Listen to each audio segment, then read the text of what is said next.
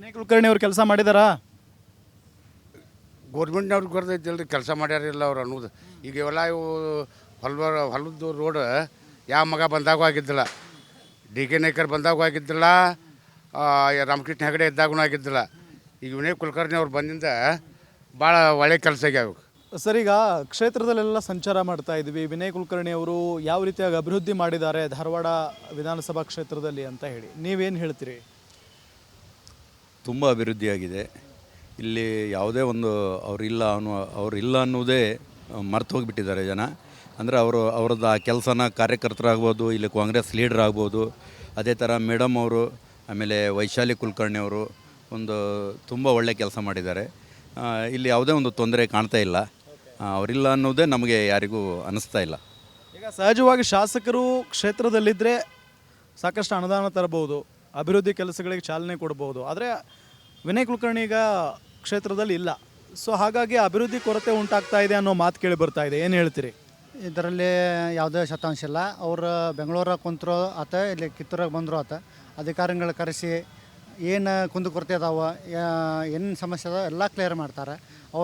ಅವ್ರು ಇಲ್ಲ ಅನ್ನೋದು ನಮಗೆ ಮನೋಭಾವನೆ ಇಲ್ಲ. ಆ ನಮೂನೆ ಅವರು ಅಭಿವೃದ್ಧಿ ಮಾಡ್ಯಾರ. ತಾವೀಗ ಕರ್ನಾಟಕ ನಗರ ನೀರು ಸರಬರಾಜು ಮಂಡಳಿ ಅಧ್ಯಕ್ಷರಾಗಿದ್ದೀರಾ. ಹಿಂದೆ ವಿನಯ್ ಕುಲಕರ್ಣಿ ಅವರಿದ್ದರು. ಅಲ್ಲಿ ಏನಾದರೂ ವರ್ಕ್ಗಳು ಸ್ಟಾಪ್ ಆಗಿರುವಂಥದ್ದು ಮತ್ತು ಆ ಮಂಡಳಿಯಿಂದ ಕ್ಷೇತ್ರಕ್ಕೆ ಏನಾದರೂ ವಿಶೇಷವಾಗಿ ಯೋಜನೆಗಳನ್ನು ಪ್ಲ್ಯಾನ್ ಮಾಡಿರುವಂಥದ್ದು? ಈ ಬೋರ್ಡ್ ಬಂದು ಇದು urban water supply and drainage board ಇದು. ಸೊ ನಮ್ಮದು ರೂರಲ್ ಇರೋದ್ರಿಂದ 9 ವಾರ್ಡ್ಗಳಿಗೆ ನಾವು ಮಾಡೋಕ್ಕೆ ಸಾಧ್ಯ. ಇಲ್ಲಿ ನಾವು ಡ್ರೈನೇಜ್ ಸಿಸ್ಟಮ್ ಅದನ್ನು 1ರಿಂದ 9 ವಾರ್ಡ್ಗಳಿಗೆ ಕಂಪ್ಲೀಟಾಗಿ DPR ಮಾಡಿಸಿ 170 CR ನಾವು ತೊಗೊಂಡಿವಿ ಅನುದಾನ. ಹಾಗೆಯೇ ಈಗ ಮೊನ್ನೆ 10 ಕೋಟಿ SFC ಫಂಡ್ ಬಂದಿದೆ, ಸ್ಪೆಷಲ್ ಫಂಡ್ ಬಂದಿದೆ. ಇವೆಲ್ಲವನ್ನೂ ಈಗ ಇನ್ನು ಒಂದು ಟೆಂಡರ್ ಹಂತದೊಳಗೆ ಅದಾವ. ಈಗ ಮುಂಬರೋ ದಿನಗಳಲ್ಲಿ ಅವು ಸ್ಟಾರ್ಟ್ ಆಗ್ತಾವೆ ನಮ್ಮ ಬೋರ್ಡಿಂದ, ನಮ್ಮ ಕ್ಷೇತ್ರದಲ್ಲಿ. ಕೊನೆಯದಾಗಿ ವಿನಯ್ ಕುಲಕರ್ಣಿ ಅಂದ್ರೆ ಕ್ಷೇತ್ರದ ಜನರಿಗೆ ಒಂದು ಬಲ, ಒಂದು ಶಕ್ತಿ ಅಂತ ಇತ್ತು. ವಿನಯ್ ಕುಲಕರ್ಣಿ ಅವ್ರನ್ನ ಕ್ಷೇತ್ರದ ಜನ ಮಿಸ್ ಮಾಡ್ಕೋತಾ ಇದ್ದಾರಾ ಅಂತ? ಬಹಳಷ್ಟು ಮಿಸ್ ಮಾಡ್ಕೊತಾರೆ. ಯಾಕಂದ್ರೆ ಅವರು ಒಬ್ಬರು ರೈತರು. ಹಾಗೇ ನಾವು ಡೇರಿ ಬೇಸಿರೋದ್ರಿಂದ, ಡೇರಿ ಫಾರ್ಮ್ ಇರೋದ್ರಿಂದ ಬಹುತೇಕ ಸಾಹೇಬರು ಮುಂಜಾನೆದ್ದು ಡೇರಿ ಒಳಗೆ ನಿಂತರು ಅಂತಂದ್ರೆ ರೈತರ ಸಂಪರ್ಕ ಬಹಳಷ್ಟು ಇರ್ತಿತ್ತು ಅವ್ರಿಗೆ.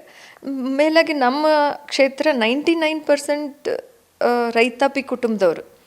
ಹಾಗಾಗಿ ನಾನು ಇದ್ರೂ ಸಾಹೇಬ್ರು ಯಾವಾಗ ಬರ್ತಾರ ಅನ್ನೋದು ಅವರಿಗೆ ಬಹಳಷ್ಟು. ಯಾಕಂದ್ರೆ ಸಾಹೇಬರು ಅವ್ರನ್ನ ಕ್ಷೇತ್ರದ ಜನ ಅನ್ಕೊತದ್ದಿಲ್ಲ, ತಮಗೆ ಬಹಳಷ್ಟು ಹತ್ತಿರವಾಗಿ ಇಟ್ಕೊಂಡಿದ್ರು ಅವ್ರನ್ನ. ಅವ್ರು ಎಲ್ಲರನ್ನೂ ಹೆಸರುಗೊಂಡು ಕರೆಯೋದ್ರಿಂದ ಹಿಡಿದು ಅವ್ರ ಮನೆಗೂ ಏನು ಅವ್ರ ಮನೆ ಕುಟುಂಬದವ್ರದ್ದು ಪರಿಚಯ ಇರ್ತಿತ್ತು, ಅವ್ರ ಮಕ್ಕಳದ್ದು ಪರಿಚಯ ಇರ್ತಿತ್ತು. ಊರೊಳಗೆ ಏನೋ ಒಂದು ಸಮಸ್ಯೆ ಬಂದ್ರೂ ಸಾಹೇಬ್ರ ಕಡೆ ಬರ್ತಿದ್ರು. ನಮ್ಗೆ ಅಷ್ಟೇನು ಮಾಡೋಕ್ಕಾಗಂಗಿಲ್ಲ. ಆದರೆ ಆ ಸಾಹೇಬ್ರ ಪರವಾಗಿ ನಾವು ನಿಂತೀವಿ ಅಂದ್ರೂ ಸಾಹೇಬ್ರು ಬೇಕನ್ನೋದದ ಅವರಿಗೆ.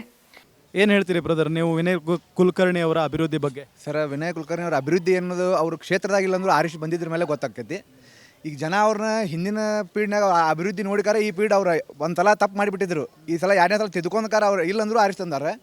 ಎಲ್ಲ ಅಭಿವೃದ್ಧಿಗಳು ಅವ್ರು ಏನೋ ಬೆಂಗಳೂರಾಗಿದ್ರು ಸಹಿತ ಅಕ್ಕವ್ರು ಇಲ್ಲಿ ನಿಂತ್ಕಾರ ಎಲ್ಲ ಸಮಸ್ಯೆಗಳನ್ನ ಅವ್ರಿಗೆ ಮುಟ್ಟಿಸಿ ಎಲ್ಲ ಸಾಲ್ವ್ ಮಾಡತ್ತಾರೆ. ನಿಂತು ಓಡಾಡಿ ಏನೋ ಇದು ಕೆಲಸ ಐತ್ರಿ ಅಂದರು ಅಕ್ಕವ್ರಿಗೆ ಮುಟ್ಟಿಸಿರಾತು. ನಾವು ಡೈರೆಕ್ಟ್ ವಿನಯ್ ಕುಲಕರ್ಣಿ ಫೋನ್ ಹಚ್ಚಿರು ರೆಸ್ಪಾನ್ಸ್ ಮಾಡ್ತಿದ್ದಾರೆ. ಡೈರೆಕ್ಟ್ ನಾವು ಫೋನ್ ಹಚ್ಚಿ ಮಾತಾಡಿದ್ರು ಮಾಡಿಸ್ತೇವೆ ಅಂತಂದು. ಅವ್ರು ನಮ್ಗೆ ಬೆಂಗಳೂರಾಗಿದ್ರು ನಮ್ಮ ಕ್ಷೇತ್ರದಾಗ ಇದ್ದಂಗೆ ಅದಾರೆ.